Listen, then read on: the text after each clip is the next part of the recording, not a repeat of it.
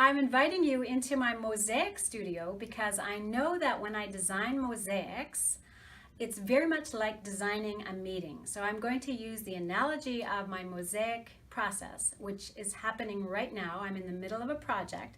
You can just get a big picture view of it right here. It's going to be a mosaic table. I've been trained by my teacher, Mark Brody, who wrote this great book about designing mosaic gardens.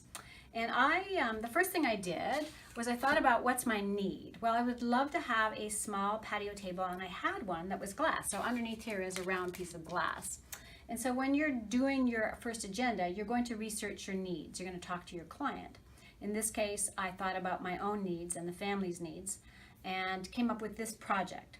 And so once you have found out what your client needs, the big outcomes they're looking for, then you can go through and look at other agendas you have. I'm a firm believer that you don't have to reinvent every agenda you do. There may be something you did somewhat similar to another client. You definitely want to customize it for the new client. But in this case, I had done other birds. So if you look over here, I have a hummingbird mosaic, and I thought, well, I'm pretty good at birds and I love birds, and so let me use bird as the focal point of this particular mosaic design. And you can see that I also got some inspiration from drawing a bird. I went to a water painting class and I came up with this. So this is giving me the colors that I wanted for the centerpiece of the mosaic as well. And I'm actually pretty proud of this drawing. So anyway, it's probably one of my better ones. Then you say, well, how much time do I have? Well, this is going to be a big project. And in the case of your meetings, maybe you have half a day or maybe you have 2 days. But whatever you have, decide what are the big chunks you can put in. So I decided that I would focus on the border first. And Mark Brody, my teacher, who lives in Portland, Oregon, you can look him up on Brody Arts, said, it's always good to fill in the big pieces first. And that's what you do with an agenda as well. You try to fill in the big chunks first, and then you can fill in the details. Now, I neglected to say that also you want to lay out all the props and resources you have. So I picked out different colors of glass that I want, probably some reds for the bird, and definitely some greens.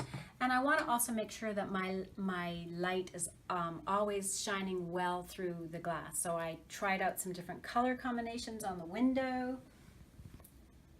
And you can see that all those glasses show quite well with light coming from behind.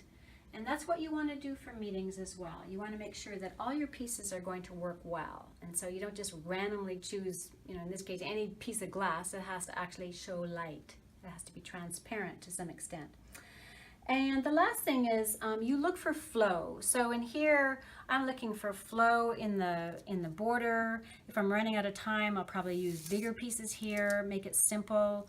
And here I'm going to actually cut larger pieces as well. But I'm just trying to look for flow in the meeting design and something that's pleasing to the eye and efficient. And that's really important in a meeting agenda as well. And finally, you want to actually put a trial version of it and check it out. So I had my brother give me some feedback on some of the colors and the border design.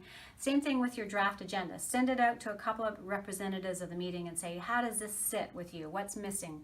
Are the outcomes well defined enough? Are the activities going to meet the needs of this group? So that's my mosaic project a la meeting design. I hope you enjoyed meeting my mosaic studio and my absolute passion for being an artist and a craftsperson in all things design.